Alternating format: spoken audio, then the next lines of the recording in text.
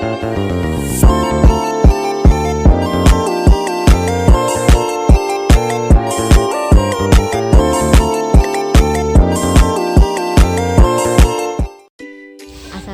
warahmatullahi wabarakatuh. Nama saya Lisa Putri Maulani dari Prodi PAUD semester 4.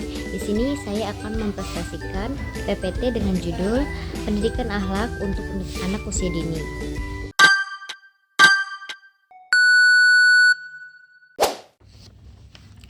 Pendidikan akhlak merupakan fondasi dalam menumbuhkan generasi yang berdaya guna. Pendidikan akhlak harus sudah ditanamkan sejak usia dini, karena pada masa itu anak memiliki kemampuan yang lebih besar untuk mampu menyerap stimulus yang diberikan. Pendidikan karakter Islam atau akhlak adalah untuk membentuk insan kamil. Pendidikan akhlak untuk anak usia dini harus menanamkan nilai-nilai karakter, diantaranya cinta Allah dan kebenaran, disiplin, baik, tanggung jawab, mandiri, amanah, hormat dan santun, peduli, kasih sayang, dan lain sebagainya. Menurut Fuad Wahab dalam Hamid 2013 halaman 30, istilah karakter sama dengan istilah akhlak dalam pandangan Islam. Dalam berbagai kamus, karakter merupakan dalam bahasa Arab diartikan sebagai khuluq, sajiyah, taba'u, yang dalam bahasa Indonesia diterjemahkan dengan sahsiyah atau personality yang berarti kepribadian. Selanjutnya kita akan membahas tentang landasan normatif. Dalam landasan normatif terdapat beberapa pendidikan akhlak. Yang pertama itu adalah Al-Quran dan As-Sunnah. Keduanya merupakan landasan pokok dalam pendidikan akhlak. Yang kedua, norma budaya dan adat kebiasaan. Yang ketiga, ada landasan pandangan filsafat yang selanjutnya menjadi ideologi dari semangat perjuangan suatu masyarakat atau suatu bangsa. Dan yang terakhir, yang keempat, norma hukum yang merupakan konstitusi dan perundang-undangan lainnya. Menurut Kurniasih dan Sani 2017 halaman 80, proses pendidikan karakter untuk peserta didik pada saat ini lebih tepat menggunakan model pembelajaran yang berdasarkan pada interaksi sosial. Model pembelajaran didasarkan pada model sosial ini dilaksanakan dengan landasan prinsip-prinsip, melibatkan peserta didik secara aktif dalam belajar, mensinkronkan teori dengan praktik, menjaga komunikasi dan kerjasama dalam proses belajar, meningkatkan kemampuan dan keberanian anak dalam mengambil risiko, dan meningkatkan pembelajaran sambil berbuat dan bermain serta belajar dari kesalahan. Selanjutnya, strategi pembelajaran akhlak yang dapat diaplikasikan sebagai berikut. Yang pertama adalah inklusi nilai. Strategi inklusi ini berlawan dengan indoktrinasi. Contohnya, mengutarakan pendapat dan memberikan alasan rasional, adil memperlakukan pihak lain. Yang ketiga, menghargai pendapat berbeda. Yang keempat, menghargai tata tertib atau peraturan. Yang kelima, pemberian penghargaan dan hukuman yang sesuai dengan dalam mendidik. Yang keenam, berhubungan baik dengan orang yang tidak setuju dengan pendapat. Yang ketujuh, menciptakan pengalaman sosial dan emosional mengenai nilai-nilai yang dikehendaki. Yang kedua adalah strategi pembinaan. Strategi pembinaan ini dapat diterapkan dengan berbagai bentuk, diantaranya dengan kegiatan belajar di kelas, pembinaan dan pengembangan yang dilaksanakan dengan mengintegrasikan akhlak dengan semua mata pelajaran. Yang kedua, kegiatan keseharian seperti budaya, satuan pendidikan.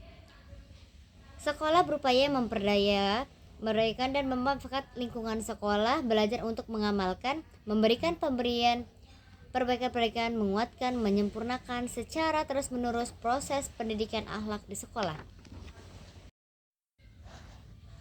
Yang ketiga, ada strategi keteladanan. Menurut Swandi, pendekatan keteladanan atau uswah yang diperankan oleh guru sangat tepat dilakukan dalam pendidikan akhlak di sekolah. Terdapat strategi keteladanan internal dan keteladanan eksternal. Dalam keteladanan ini internal, guru harus memberikan contoh yang baik kepada anak didiknya. Sedangkan keteladanan eksternal, adalah keteladanan yang didapatkan dari para tokoh yang panutan. Yang keempat yaitu strategi pengembangan keterampilan akademik dan sosial.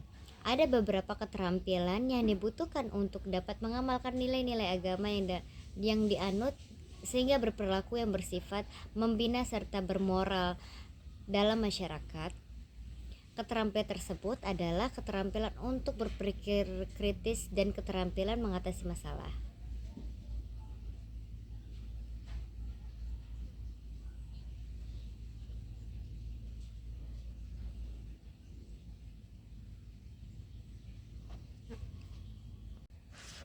Yang kelima yaitu strategi fasilitasi.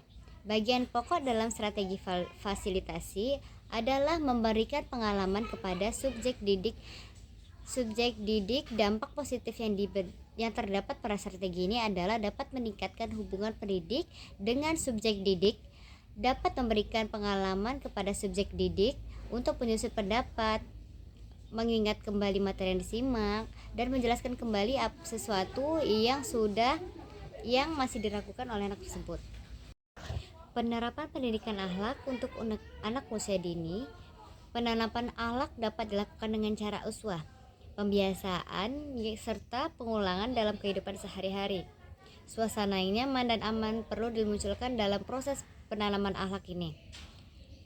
Penanaman akhlak untuk anak usia dini bukan hanya sekadar mengharapkan kepatuhan, namun harus diyakini serta disadari oleh anak dan terdorong untuk menerapkan dan memelihara nilai tersebut.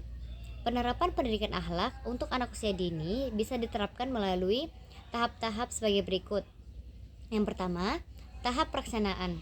Dalam tahapan ini sebaiknya dipilih nilai-nilai akhlak yang cocok dengan tema kegiatan pembelajaran, menyesuaikan indikator perkembangan nilai akhlak dengan perkembangan anak, serta menentukan tahapan dan jenis kegiatan yang akan dilakukan.